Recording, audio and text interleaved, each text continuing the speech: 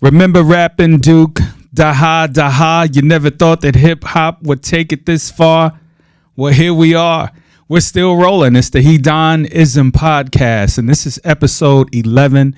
I've said it before and I'll say it again. We're in the double digits, so that means we are rolling. I'm Dante, also known as Mecca Don, the Don Mecca. Some may call me Don. Some may call me Tay. Some may even call me Rick James. Why? Because I'm cold-blooded. Some may even know me as ref and coach during the time of season. But if you know, you do know. So, guys, we're in the age of cancel culture, judged by the court of public opinion. And I'll be careful with my words, but just in case I drop a noun, an expletive, a pronoun, or even something that may be triggering or offensive, please don't hold me to it. You all know what it is. I'm just here to pod. In true heDONiZm fashion, guys, I always like to start off with gratitude, and there's no exception for today. So let me just pause and say thank you.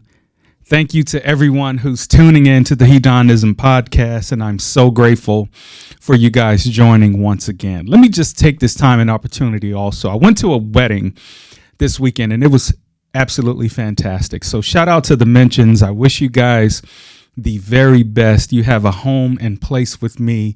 So guys, thank you for your public display of love that you so displayed. You always go to weddings and you look at both sides of the family and you go, this is going to make a dynamic piece. And I have to say to the mentioned family, you guys make a dynamic piece and it is beautiful. So shout out to you guys for also displaying what love looks like. I also had the opportunity to witness my old stomping grounds, right? My old home away from home, a place that I called home. And also my new perimeter, right? We're talking about the A's. So what am I talking about? It was the tale of two chocolate cities. And I do have a question out there for you guys. Which one is considered more chocolate now? Because times have changed, we've evolved, and we've even gotten to a certain place where some of our communities that we grew up in don't look like our communities anymore. But what am I talking about? We had the Atlanta Falcons to host the Washington football team, or if you want to call them the Commanders, right? There were some dodos walking around with some of the old school paraphernalia on, but I'm not going to get into that. I guess it's a pride thing for the old school Washington fans out there, but I'm going to refer to them as the Washington football team. If you ask me, if you ask old Rick James, why? Because I'm cold-blooded.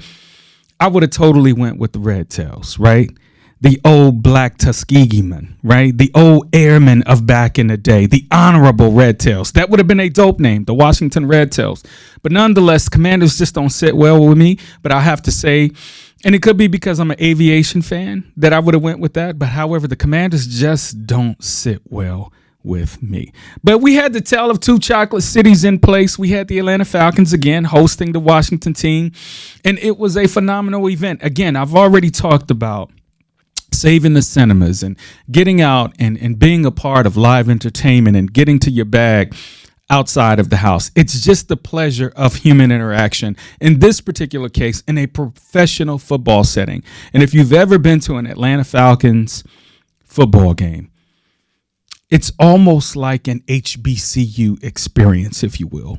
Well, dig this one, right? The tale of two chocolate cities. So we had the Falcons and the Commanders all under one roof. I mean, it was almost like an HBCU classic, if you will.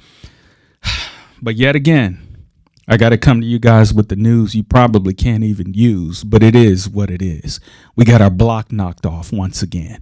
I don't know what it is about the Falcons. To me, we should have stayed in the Georgia Dome. But nonetheless, I was part of the hype. I got excited about us going to the MBS, and I was all in. I bought into it. But the fact of the matter is we're not looking good. But as you guys always know, the Atlanta experience in the stadium is just extremely dope. You know, Atlanta knows how to bring them out. Speaking of bringing them out, this year in October, at the beginning of the month, if you will, on the 3rd of October, here in Atlanta was the host location of the 17th installment of the BET Hip Hop Awards. And did you know that back in 2006, this was the first airing of the BET Hip Hop Awards, and it was hosted by Cat Williams. But let me also throw a fact out there that you guys probably didn't know or wasn't aware of, right? And you're like, I guess that is true. But all of the venues of the BET Hip Hop Awards have taken place right here in the A. Outside of the one that was in 2017, that was in Miami, Dade County, right? Or Wade County, you heard? And the one in 2020 was in multiple locations, right? Because of the pandemic. So we did it virtually, right? And we had those check-ins from different regions of the country. Pardon me. But 2017 and 2020 were the only venues and locations that were outside of the Atlanta market. And that brings me to a point that I'll get to later. But on October 3rd, it was at the Cobb Energy Center, right, which is the Performing Arts Center in Atlanta. And this year's Hip Hop Awards were hosted by Fat Joe. Salute and shout out to Fat Joe. I think you did a phenomenal job. And you must have brought your whole closet with you. But we know you, Joe. You always keep it fresh on the threads, and we know you keep it neat on the feet. With that being said, Fat Joe's shoes department is ridiculous. But let me just shout out Fat Joe for this reason and this reason alone. In a day and age where you came up either in the golden era or the pioneer days or the grandfather days of our beloved hip hop culture, right? But to actually cater and actually lead a crowd as Fat Joe did, right? As an MC, a master of ceremony, live or pre-record live taping of the BET Hip Hop Awards. I got to say, my brother, you did a great job pivoting and you did a great job ad-libbing, because we all know, right? I mean, I do this podcasting and I probably make it seem like I'm in my bag, but please believe I get butterflies every time I'm getting ready to speak in front of a large group. I'm getting ready to talk to some youth or some individuals, or I'm doing something in a corporate space, or even speaking with you guys. Yes, you guys in this podcast space. The butterflies kick in. I have my own logic about that. I'm grateful for that, because they said if you lose that ability to have those butterflies, then it's all overconfidence. So it's a humiliating piece before you and go live on air. But back to you, Fat Joe. I give you your props because I do public speaking as well. Not as a profession, but as a collateral. I know they give you a script. And I know they give you a prompter that they want you to stick to, but I could tell you were reading the room. And it's something about you, Joey Crack, that you just have that smile for days, that $1 million smile. And we know what you've been through, my brother. You've been through an evolution of crew. You've been through an evolution of spread love. We've seen you do all of that. We've seen you have members to go down, and you still rock with them 100. So Fat Joe, let me just give a shout out to you, because you always have a continuous smile on your face. So you've been so positive. But granted, we know we can be who we are. So thank you for being your authentic self. But live on a pre-record or a show like the BET Hip Hop Awards with you as a host, knowing that you've lost your brother, Big Pun, rest in peace. Knowing that you had your sister with you, Remy Ma, who later had to go do a bid, but yet you kept Joey Crack forever in our face with good entertainment. So Fat Joe, shout out to you. Your ability to pivot and host the BET Awards was great. You understand what I'm saying? I thought that they picked a great host. And like I said, you kept us entertained. But not only that, you gave us authenticity as a host. But not only that, you gave us the mic rocking from an MC status, but yet you pivot into a host. But we know you know how to handle these things. But I just got to give you your flowers, my brother, because I thought you did a great job. And I'm going to speak to the the climate of hip hop and what you probably had to deal with in another piece of what I'm going to get to. But again, salute to you. Kendrick Lamar, K. Dot, right? He took home 4 awards for the night. So he was the lead of the night. But then you had Drake and 21. Can you do something for me?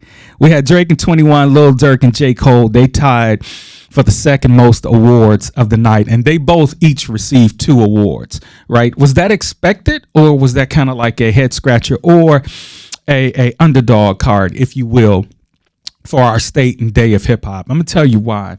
We've had some bangers out there, right?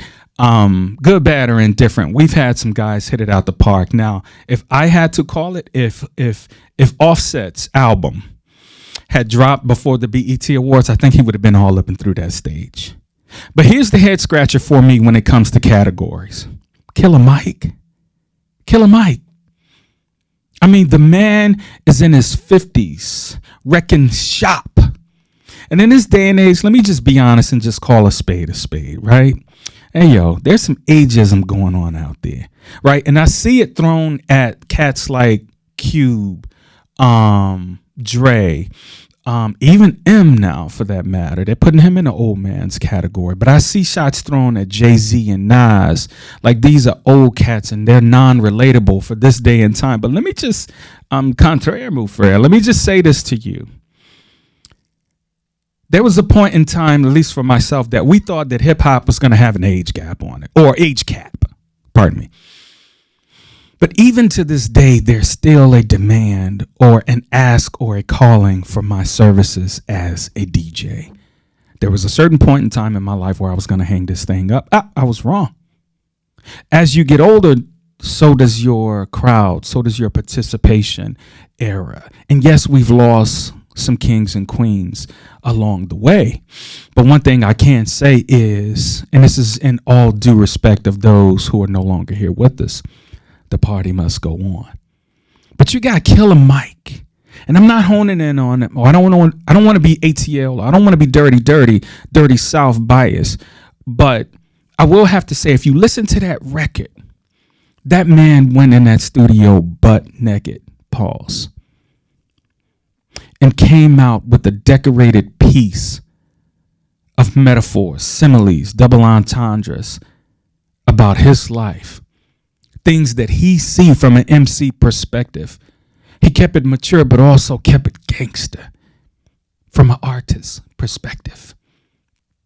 He gave you soliloquies beyond me that told you a little bit about what he was seeing through the lens of his eyes. The album is incredible. Now, it's graphic. For those of you who don't know what the art form brings, it's a graphic album. But I will say this. Listen to it with non-judgmental ears from the aspect of the language. Some songs are very descriptive, but if you listen in between that which may be shocking to your ear, oh my gosh. Just try it out. Killer Mike, though. All I'm saying is we had Drake 21, Lil Durk, and J. Cole that tied for second most awards. But I still feel like there's some underrated MCs, regardless of ageism. That was the point that I was driving. That still exist when it comes to performances and also talent. We got the reinvention of Mos Def to Yasin Bey.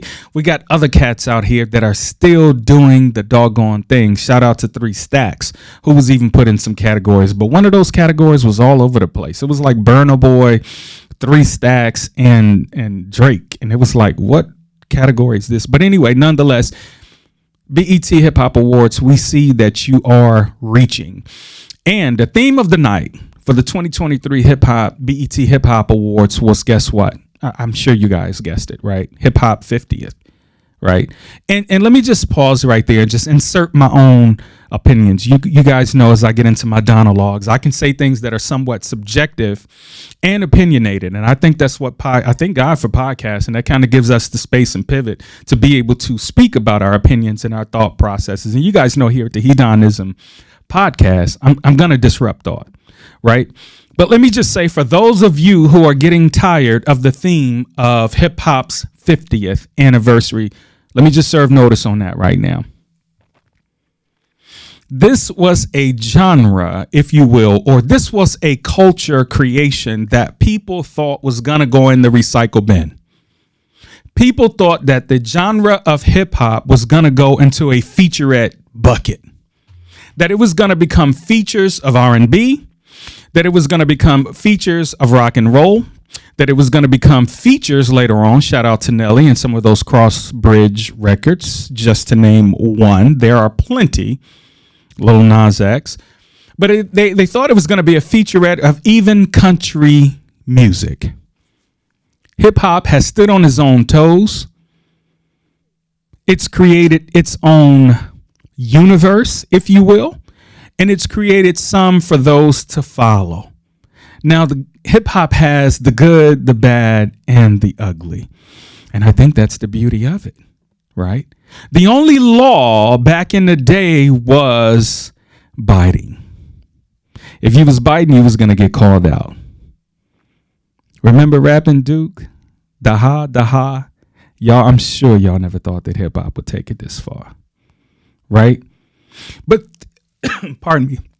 But these were some of the laws back in hip hop. And here's the thing, and pardon my expression, but in hip hop, if you was whack, you was whack. As an MC in a cypher, if you got your ass kicked, you went back to the pen and paper and you came back with the battle. Remember The Bridge Is Over? You remember Down by Law? You remember LL Cool J and Kumo D, right? Things can be handled amicably, but here's the thing. If you was whack, you was just whack. Need I go there with the Vanilla Ice and MC Hammer thing? Need I go there with the Third Bass and the MC Hammer thing, right? It became a test of your penmanship. It became a test of your essay writing. It became a test of your similes and your metaphors, your nouns and your pronouns, your subjects and your predicates. It came down to what you did with your level of creativity. Shout out to Tip. Shout out to T.I. He's bananas right now with the vocabulary, and that's another underrated artist when it comes to the evolution of oneself at the moment in time of their start in hip hop versus where they are now. And when I hear these cats say, hey, I'm announcing my last album, I'm announcing my last record, it crushes me, because low key, when we're driving to them Fortune 500 companies, we got y'all in deck. When we know we got to get home, and home is hard, right? Hard times spreading just like the flu. Shout out to Run DMC. Watch out, homeboy. Don't let it catch you. Shout out to those basic fundamental skills of understanding what words meant to interpretation of those that were taking it in. We got y'all in a tape deck. We got y'all in a CD player. We got y'all streaming when we're going back to the cribs, and we just need a little something, something. When we're listening to Pimp C, when we know times are hard, when we're hearing that organ riff from UGK, when we're feeling defeated and we just hear 3-6 Mafia come on and we just start getting the head shaker, we get the head bob. Or last time I checked, rest in peace, Nip, when we put your songs on, we feel triumphant. When we hear All's My Life I Had to Fight by K. Dot, we know that it's going to be all right. In other words, what I'm saying without saying is some of these are prophetic words, and yet street ministry at the same time. It's not all bad. So when we're celebrating something that we created, how dare you mute that up? It's something for us to be proud of. If you think about the tweeter in a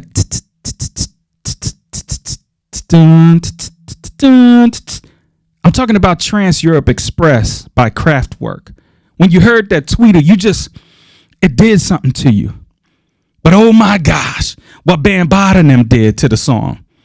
Gotta rock and don't stop, and gotta rock and don't stop. Some of the same elements of what that song did for you sonically from a symphonic perspective versus what the 808 did. Oh my gosh, we gotta celebrate it. If they won't give it to us, we got to give it to each other, and do it with love, peace, unity, love, and having fun. Those were some of the prophetic words being preached in earlier days of hip hop. Now it's thank this, thank that, this, that. Y'all know what I'm talking about. Fill in the blank. Almost every song today, about 98% of the songs created now got end splats in it, just going bananas. And you may think you're just targeting a hip hop audience. Well, here is the subjective rhetorical question that I have to ask. Pardon me. Are you thinking that hip hop just looks like me, or the color that I have on, black? Well, guess what? You go to some of your PWIs, and you go to them college parties, and you pull up, and guess what they're playing? That same hip hop that you created with the end splats in it. And you know what the DJ does on the bridge, or you know what the DJ does on the crunkest part of a record? He takes the crossfader and he moves it to the left, or he moves it to the right, or she moves it up, or she moves it down. And you know what that calls for? A call and response. And you know what the response is in the crowd? Touch the mother, 'cause I'm down for my. I ride for my. Touch the mother. Bam, bam, bam, bam, bam, bam, bam, bam, bam, bam, bam, bam, bam. They're going crazy at the PWIs, singing all the words that we wrote. But nonetheless, it's the evolution of something we created. It's an art expression. There's boundaries, and some of you guys are habitual line steppers. I'm just going to call it out. I ain't going to hold you. Do better. But that's something we created. But yes, the theme of the night was hip hop's 50th. This year's show, however, paid homage to a unique format of what the industry you don't see too much of, but you know, but you don't really know. But you know, but you don't really know. What am I talking about? Your sound providers, your engineers, your DJs, your producers, right? It tapped into those of what I just mentioned as hybrids. For example, this kind of was a head scratcher, but again, I'm seeing that BET and the Hip Hop Awards, you guys are reaching. And I'm not saying that's a bad thing. However, if you need some retrospective from the listeners out there, I feel that you're reaching. Here's why. Here's one of the categories for Best DJ of the Year. Metro Boomin. I didn't know he was on the decks. I didn't know he was on the consoles like that. I didn't know he was doing festivals. I didn't know he was doing parties. But then again, I'm not on them streets like that. However, I do have ear to the streets, which means that I do pay attention to some of the literature that goes on in hip hop, right? I may not be in the life, but I'm of the life. So with that being said, you don't necessarily have to touch the fire to know that it's hot. So I do have ear to the streets to understand that. But what I didn't know, unless this is just beyond me, the Metro Boomin is out here in these streets with these ones and twos, almost like a Who Kid, a Funk Flex, right? Or even a DJ Envy. You rarely see these DJs that I just mentioned behind the ones and twos. However, they do get busy on the decks. I was caught by surprise when DJ Khaled was starting to give more showmanship of him being on the ones and twos. You hear and hence the name DJ Khaled. However, we're knowing him for his producing skills. But there are hybrids in the games, and I love the fact that they highlighted those, some being DJ Drama, DJ Jazzy Jeff, Timbaland, Swiss, and speaking of those, Swiss and Timbaland were recipients of the Cultural Influencer Award for masterminding the Hip Hop Battle Series Versus. Swiss and Tim, let me tell you something, pure genius. If you think about disrupting culture, next level thinking, Versus gave us that. Even the Babyface and Teddy Riley joint that was scheduled to stream live, it gave us something to talk about. Thank you even for that. Because it's like the Wright brothers, right? They failed many times, but yet they accomplished the ability to put an aircraft in the air, right? It came by experimentation, right? It came by experimenting. So Swiss and Timbaland were the recipients of the Cultural Influence Award, and the applause in the audience. And this is where I was going to Fat Joe's ability to pivot towards the crowd. But the applause in the crowd was like par, right? So when you have conglomerates like Microsoft, X, formerly known as Twitter, and some of these conglomerates of social media, when you think of the space of a versus, you got to give these guys credit, and you got to be just a little bit more excited for what it brought. I'm talking about the Babyface and Teddy Riley joint just because they were some of the first ones that did it. But later we had DMX and Snoop, right? And for a lot of us during the pandemic and when we were locked in, that was our last chance and opportunity to be able to witness X's greatness. Shout out to you, Snoop, you marketing genius. You, Shaquille O'Neal, and some others, you guys are in it to win it. But the applause for Tim and Swiss was subpar, on my opinion. So Swiss had to say it again, and he had to say it loud. Hey, yo, zone, zone, zone, zone, zone, za, za, za. We own verses. So he had to make himself clear as if they didn't understand what greatness was in front of them. So I don't know if we're expecting the suit and tie look and feel of greatness, or that hip hop, shout out to Russell Simmons, gave us the perspective that we can wear a hat, right? A sweater vest, some shell toe Adidas, and some jeans in a boardroom and still talk business? Or was it the fact that Swiss and Tim went up there and you guys had no clue? Without Tim, there was no Missy, right? Without Tim, there was no Big Pimpin'. Without Swiss, there was no X. There was no Rough Riders, or we wouldn't have had the sound that we did. Are we forgetting all of that? Where the applause and the appreciation was like, we here, right? Where the after party at? I mean, and I want to say something about Atlanta when it comes to that, being that the awards were hosted here, but nonetheless, there's no excuse for appreciation and giving people their flowers. We always say that. I want to give you your flowers. Just learn how to appreciate and not hate. Just learn who people are and what contributions they make on the evolution of how we look, see, and feel certain aspects of life, that being hip hop. But Swiss had to say it again. We own verses. He had to say it twice. But this was made known because of the Triller lawsuit. They owed them money.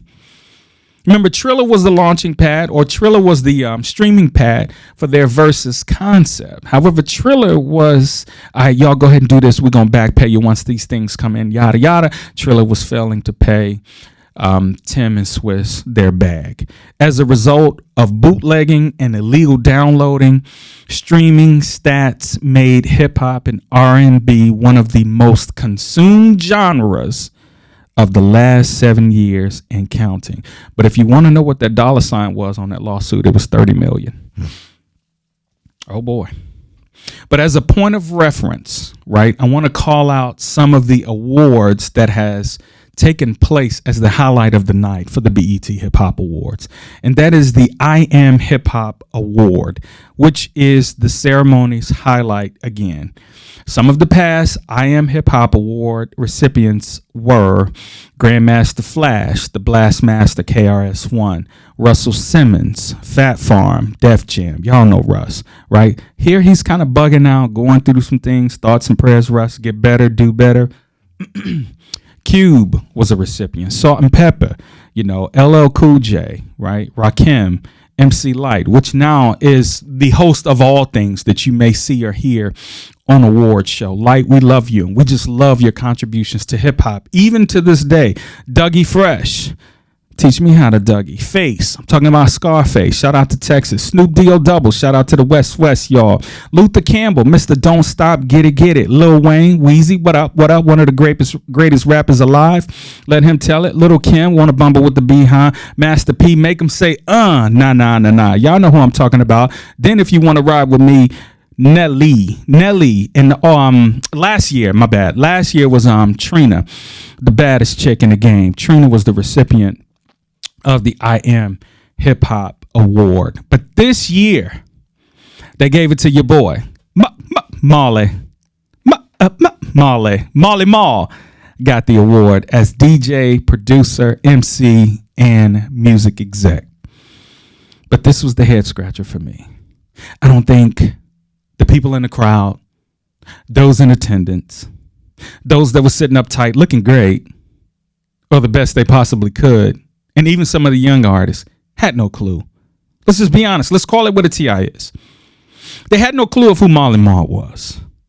I don't think they had a damn clue of who the Juice Crew was, right? But Marley Marl was giving his speech. And again, this is why I give credit to Fat Joe, because he pivoted in a space that may have been tight or uncomfortable, something that he was used to, or maybe something that he was expecting just a little bit more energy from. Whereas Marley Marl, who's put his time and weight, knowledge, engineering skills in the game, went up to get his award. The crowd participation was lackluster, if you ask me. He pioneered the practicing of sampling drum solos. His approach to sampling created some of the proto boom bap sounds that we heard back in the day and some that we hear even to this day. Go listen to some of Travis Scott's new records. You'll hear some of that boom bap even today, and it's going hard, right? It ain't for everybody, but it's some of the foundations and some of the cadence patterns, backdrops for some of your greatest MCs. Another self-taught skill of the legendary TR-808. So Marley Marl, again, there wasn't a class, right, or YouTube University for information being put out as to how to operate the TR-808. A lot of the producers and engineers, unless they was privy to a budget where they brought in a SME to actually teach the usage and the operation of the 808. But this was something that Marley Marl actually taught himself. But I have to say it again, it was all a dream. I used to read Word Up magazine, Salt and Pepper and Heavy D up in the limousine, hanging pictures on my wall. Every Saturday, Rap Attack, Mr. Magic, Marley Marl. The great B.I.G. told us that in the song. Did you guys know that he was paying homage to Mr. Magic and the show Rap Attack featuring Marley Marl? Marley Marl was one of the first DJ. First of all, Rap Attack was one of the first hip hop shows on live radio. Marley Marl, being that it was one of the first hip hop shows on live radio, Marley Marl was one of the first DJs to actually get busy live on the radio on the ones and twos. You had DJs that was doing it, but they actually had a segmented show. The Rap Attack, Mr. Magic. Mr. Magic brought in Marley Marl because he wanted to know a little bit about his work. You know what his body of work was at the time? Buffalo Gals. 3 Buffalo Gals going round the outside, round the outside, round the outside. Y'all remember that joint, right? Maybe you don't. But maybe you ought to go back and listen to it because he took something so English, so London-like. He took, sorry, pardon my, I'm not a comedian. You guys know that. And my accent was terrible. I know it was. But he took something that was so across the pond, brought it over here and put some boom bap on it and made it a bop. Mr. Magic goes, you down with me. Let's go. But yes, we're talking about Juice Crew, Marley Marl, Craig G, Big Daddy Kane, Biz Markie, Cool G Rap, MC Shan, Roxanne Shante, Marley Marl. Now you have to go back and watch the Roxanne joint on Netflix, right? There was a narrative around Roxanne and Marley Marl. I'm not here for that right now. But you have to go back and form your own opinion. Roxanne, she's been through some things. And she's still here standing today. Shout out to Roxanne. Have a Nice Day show that's aired in the evening, usually on your drive homes from wherever you're coming from or your drive outs to depending on where you're going. But she has the show on Rock the Bells Radio, an XM radio station, Sirius XM, that she's hosting. And she's phenomenal. She's such a jewel. Shout out to you, Queen. Win, sister, win. We appreciate you. But this man, along with Mr. Magic, had their first rap show, as I called out, and Marley Marl was one of the first DJs to DJ live on air on a set of 1 and 2s. He then went on to say, as he was giving his acceptance speech, that he brought sampling to hip hop, right? And as he went on, I didn't hear any ooh or even a slight golf clap. They was just sitting there. Matter of fact, they panned to the crowd, and you can just see cats like unenthused.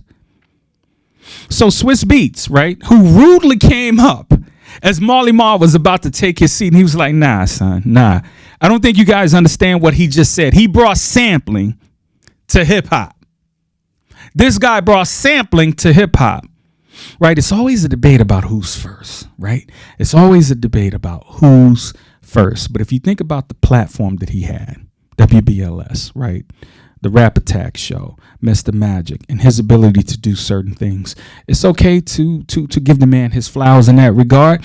we'll let New York battle out all of the first, because until we get an actual authentic and bona fide time, date, stamped, serialized, and certified historical museum on hip hop, and not a Jay-Z museum, I'm talking about an actual historian-based museum where we can go and see our people and their origins and their creations, we're going to hold all this as subjective matter. But right now, if the man is standing on it, we got to rock with them until evidence brings a debate towards the dates that are provided, i.e., Kool Herc being the grandfather of hip hop.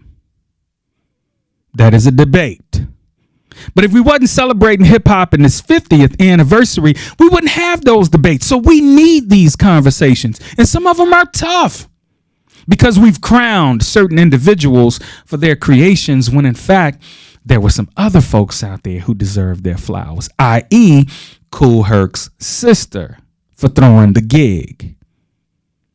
But getting back to it, Swiss Beats rudely interrupted him and said, wait a minute. I mean, he was literally embracing Marley Marl as he was telling the crowd. I don't think y'all heard what this man said. He brought sampling to hip hop.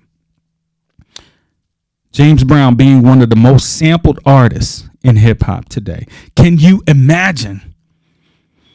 Eventually, I feel like somebody would have caught on to that and just did it. Your Herbie Hancocks or some of your jazz artists who was doing fusion jazz at the time. I'm sure it would have came from one of them cats. But nonetheless, we had some of our own within hip hop to bring it to the table. And he was sampling drum patterns. Let's just be clear.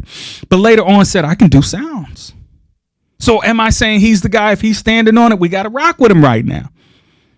Right? But the crowd was like, oh, this is our cue for clickbait. Let us go ahead and stand and clap. I don't think that man got what he deserved. So shout out to some of the platforms that we have right now that knows how to salute and give homage to some of these artists that we know, some of our older individuals and some of our elder statesmen of hip hop that can say this is truly warranted and we appreciate you. So Marley Marl, right here at the heDONiZm podcast, we have to salute you and say thank you for your many contributions and your ad-libs over the records, the symphonies. I don't care who's first or who's last, but I know y'all better drop this on the y'all know that was my man. Marley Marl, we salute you here at the heDONiZm podcast. Thank you for all of your contributions to hip hop. But the show progressed with the tribute to Marley Marl, and there were two DJs with turntables up there. I think it was Technician the DJ, but definitely the magnificent Jazzy Jeff. And I feel that they should have let Jeff get busy one time. However, he was there.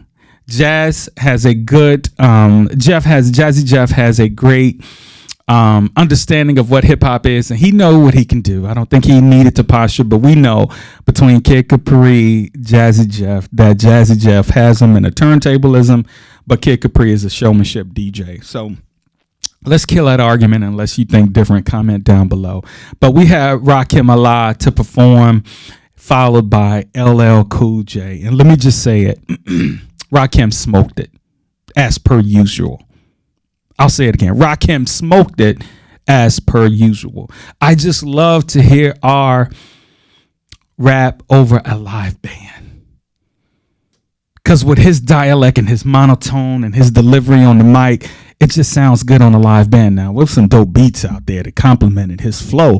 But I'm just saying, hearing him on a live band is some old grown when hip hop grew up type stuff. And I'm all in for that. Matter of fact, if anybody knows how I can find the Jay-Z MTV Unplugged album, I got to have it. Inbox me if you know.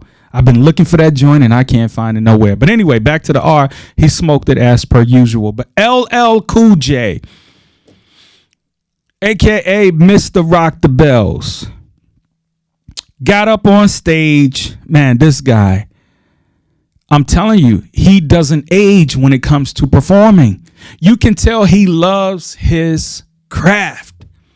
And LL, we really prefer you over a live band as well, with some performance tracks low in the background. Let me tell you something. For some of these new artists, and I can't say all, I'm not going to kill them all, but I will say this. Some of the new artists that perform live now are doing more ad-libs. than they are performing. Now, I actually went to go see Travis Scott. This dude is a rock star when it comes to performance. I hear that Drake is the same way. I have not had the opportunity to see Drake live, but I would love to see if his status equates to his performance. I have a feeling that it does. But when I saw Travis Scott, I'm like, hey, yo, oh my goodness, these young kids are doing it. This makes me proud of where hip hop is, or the hands that hip hop is in today. Travis Scott did hit a little detour with the situation at the festivals, but my man, I got to see you before all of that, and you got it in. Shout out to Texas.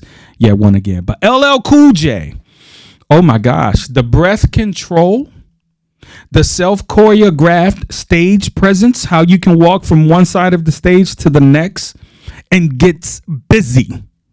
LL was that one. Can I tell y'all something?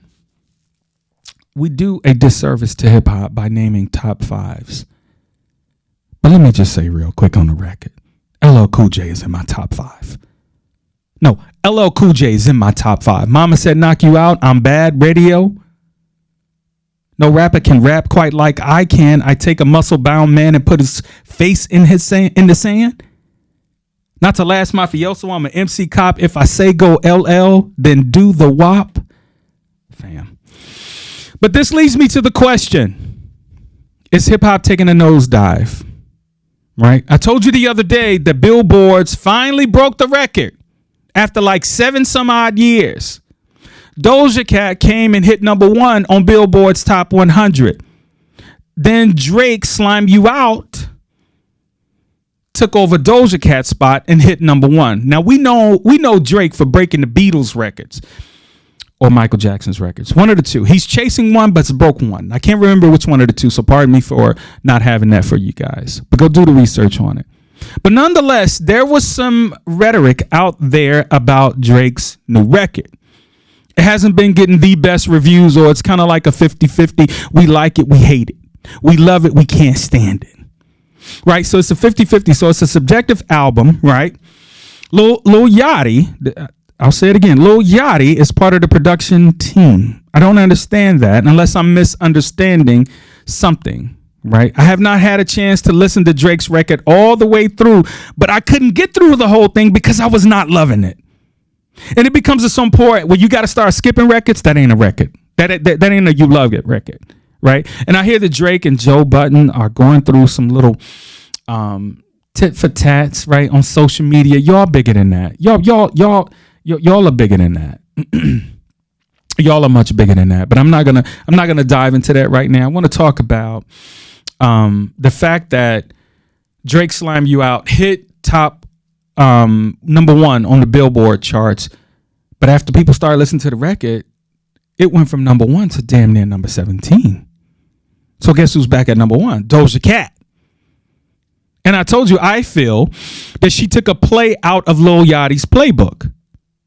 That's just what I feel, and I think that's why she's climbing the charts right now, just because she insisted on taking a play out of the Lil Nas X's playbook. But again, we can't say this is originality because we've seen it before. However, it's working. Clickbait on, my sister, clickbait on. Win, sister, win. We want to see you do best in your field, pardon me. But in other words, I'm asking the question of, do you think that hip-hop has taken a nosedive? Now, I take that back. I love the fact that Killer Mike still bodying the writing skills of an MC, that he's bodying, right? The projection volume, the tone and tenor of an MC on wax. He's doing that, right? Is this going to put a battery in Jay-Z's back? I don't know. Nas is still rocking. Rakim is still rocking, but we haven't heard any new material. Mike went to the lab and put out a whole damn project, and it's phenomenal. Don't take my word for it. Go listen to it. Hip hop has given us a lot of false narratives that gives me the impression that we are taking a nosedive, but I feel like this is also, and this is where you have to have your third eye open.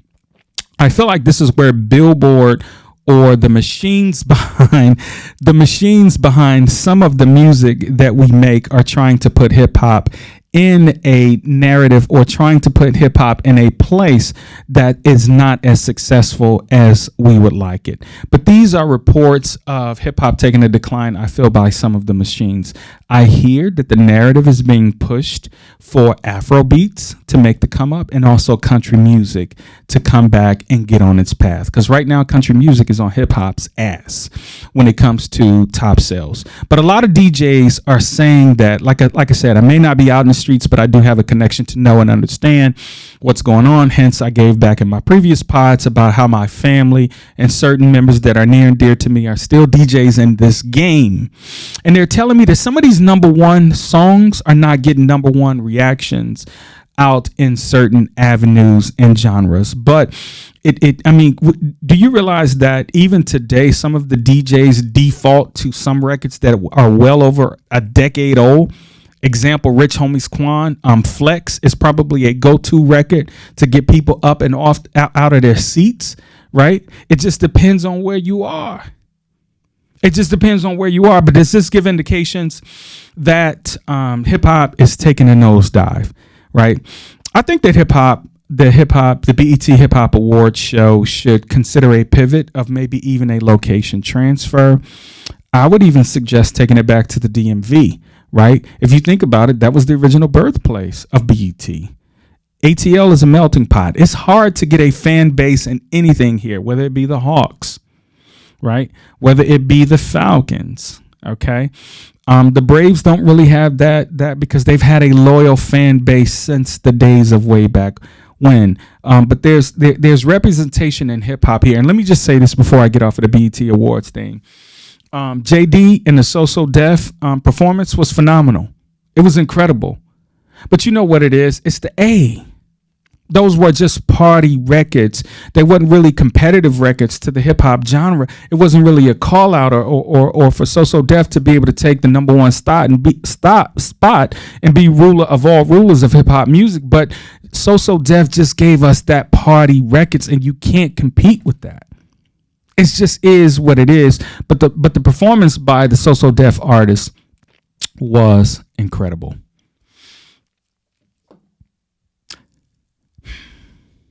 Leading up to the Hip Hop Awards, and also the day before, the day of, and the day after, BET did something incredible. So I want to give you your kudos, BET. I don't know whose idea this was. I have a feeling I know, but I won't say. But BET did a 3-part documentary called Welcome to Rap City. And it gave us a look behind the lens of the show. We got a look, see, and feel of the understanding of the producers of the show and some of the mindset. But my dangerous takeaway was how technology is washing away our authenticity of hip hop. Based on technology, viewership has always won the game.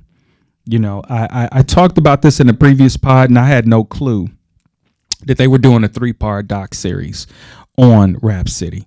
But you guys remember Alvin Jones, the unseen VJ, going to Chris Thomas, the mayor, then to my man Pretty Boy Dejour, went to Prime, Les, Joe Cleese, and Tigger.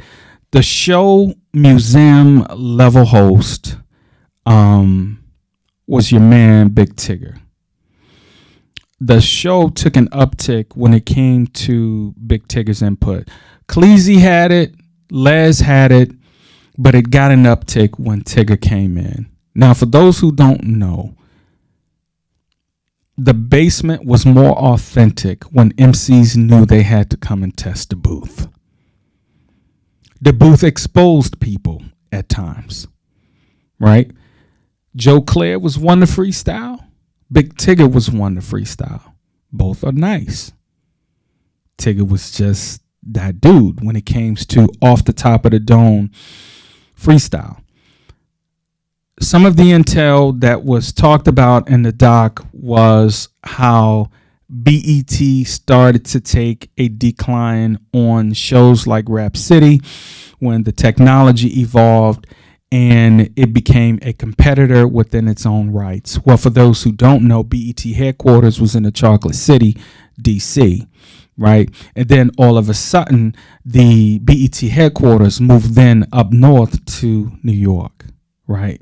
BET had its own property, its own location, its own studio and recording facilities in DC, but decided to move.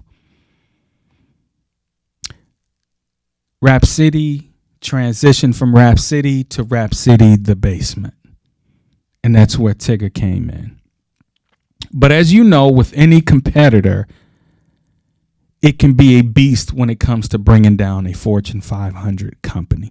Every Fortune 500 company has a competitor out there, or there's one being created as we speak.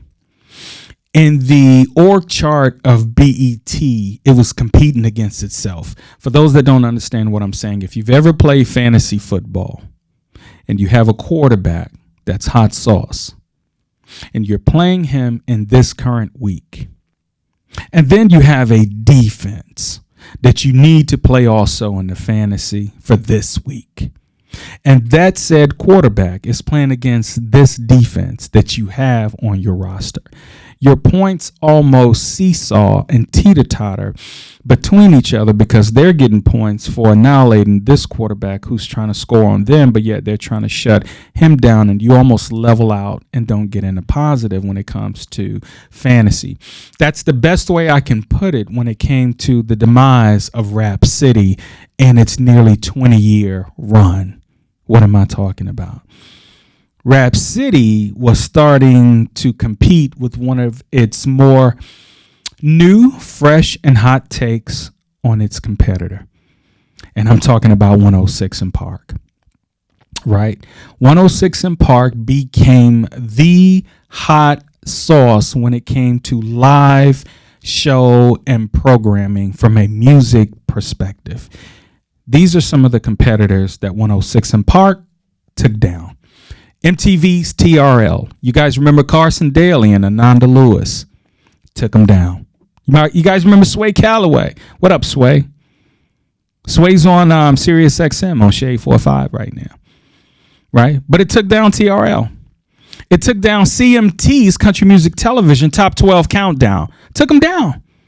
It took down VH1's Rock and Roll Jeopardy, which was a pretty good show when it came to historic knowledge of rock and roll. 106 Park took them all down. But I gave you the analogy earlier, fantasy football, right? Competing against each other. One of the competitors that it was taking down unintentionally was Rap City. What do I mean? Let me explain this first, and I'll get to what I mean. The evolution of Soulja Boy, right? You guys think of him what you want. The kid was ahead of his time. The kid was ahead of his time when it came to Crank That, right? We know it as viral moments. Oh, they went viral. I want to try to create something to help me go viral, as some may say. Or what TikTok does for a most viewed item. It becomes a viral moment that others are sharing and talking about.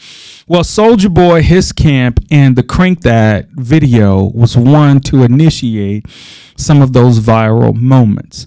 Well, being that 106 & Park had a live show, it not only gave you something fresh that wasn't a pre-record, but it gave you something to talk about on a day in and day out basis. Imagine the way news used to operate. News used to be a certain time box of the day on maybe the three premier stations, ABC, CBS, and NBC. But now you have 24-hour newscast stations, that being CNN, MSNBC, Fox News Network, and all kind of social media news evolutions and networks that give you around the clock news. You no longer have to wait for this is the 6 o'clock news with Walter Cronkite, whatever his name was, pardon me. But we remember those names, right, of those iconic individuals that used to give us news that we actually could use at certain times of the day. But now 106 & Park was giving us that daily fresh take. But here's the thing. 106 & Park was not a hip hop show, which makes me want to go back and mention something that I can help you understand why I think the BET Hip Hop Awards are taking a decline. You got the BET Awards. you have the MTV Awards, and then you have the BET Hip Hop Awards. Well, guess what? Out of all the three that I just mentioned, all of them entail hip hop. And ultimately, you're going to have a hip hop artist perform at all. That also includes the Grammys. Hip hop is going to be a part of it. I told you earlier that part of the heDONiZm podcast is going to be for us talking about derivatives of hip hop. But I will not hesitate in pivoting or going down an avenue that will entail me to talk or give you guys information on things that we need to talk about. Rap City was 106 & Park's competitor. Rap City has cement on the ground. 106 & Park was putting gravel, and the cement truck was on its way. What am I saying? Hip hop artists were now saying, well, if 106 & Park is taking down TRL, and 106 & Park is taking down CMT, and I don't really have to make a music video to give a rollout for my album. Ooh, rollout. Where can I do this? 106 & Park, which does R&B, which does hip hop, but not limited to anything. Denzel Washington was on 106 & Park. Tom Cruise was on 106 & Park. It was the place to be if you wanted to be in the know, or if you had a rollout. Why not? It's the smart thing to do. It's called marketing, right? Well, with that being said, hip hop artists wanted to come to BET, but not Rap City. And at the time, they had already transitioned. And I've already talked about Tigger being that guy at Rap City. So the producers from 106 & Park go, okay, we're going to put our eggs in a basket. All of our eggs in a basket. Bring Tigger over to 106 & Park. So he kills it. He's over there bodying it. And then they bring on, who was it? Q. They bring in Q. They bring in Mad Links, right? J Nix, right? Mad Links didn't even have a shot, y'all. He wasn't even looking for the job, and they brought him in. And it was a sink. It was a tank in numbers. Mad Links wasn't a freestyle artist. Matter of fact, there was an episode that they referenced in the doc where the Ghetto Boys came in. Willie D, right? Scarface, right? Bushwick. They came in there and Scarface was mad disrespectful. He came in there and said, "Where Tigger at?" It was being mad, like disrespectful. He was violating the space of Mad Links trying to do an interview. And he kept asking, "Did y'all move?" He's in the basement like, why'd y'all move? Right? He's asking questions because the furniture was different. Do you guys remember on Fresh Prince of Bel-Air? Do you guys remember Fresh Prince of Bel-Air when the new Aunt Viv came in on the show and said to her, "Aunt Viv, you look different." Do you guys remember that?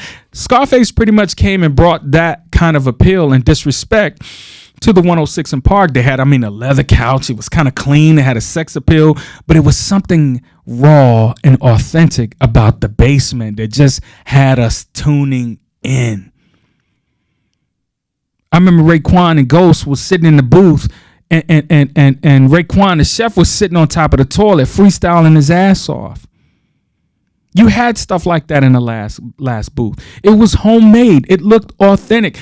They actually had a prototype of what they wanted the basement to look like, and they executed it. And Red Meth was supposed to be the first artist to come in the basement.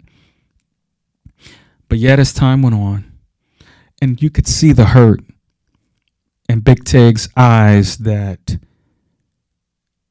there was no consulting with some of the OGs of the show that help it pop, and they just put certain people like Mad Links in a position to fail.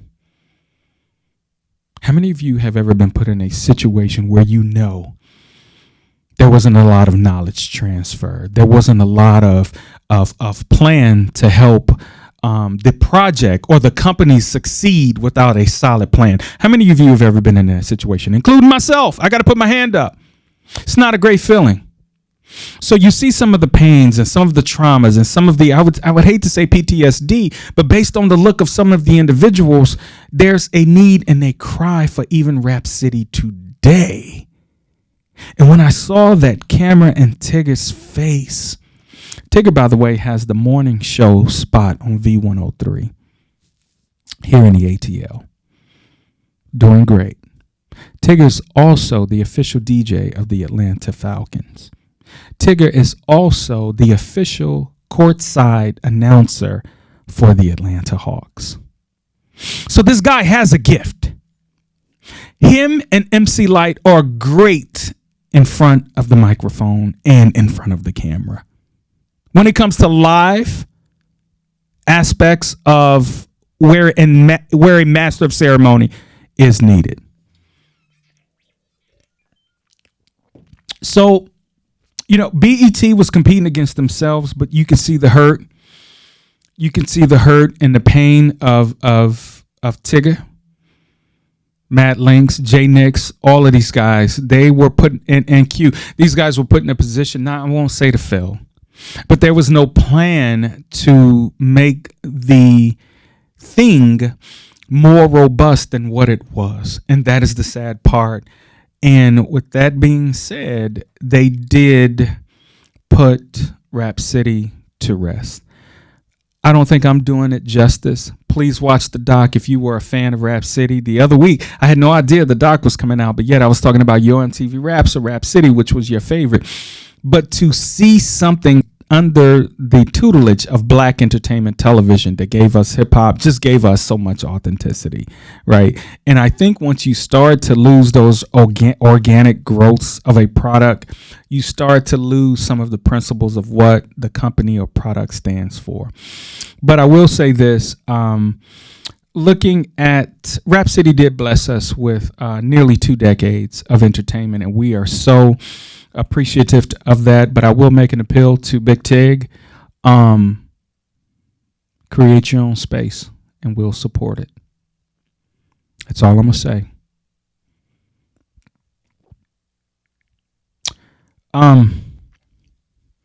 As always, I thank you guys. You guys know I get extremely passionate when it comes to topics of hip hop.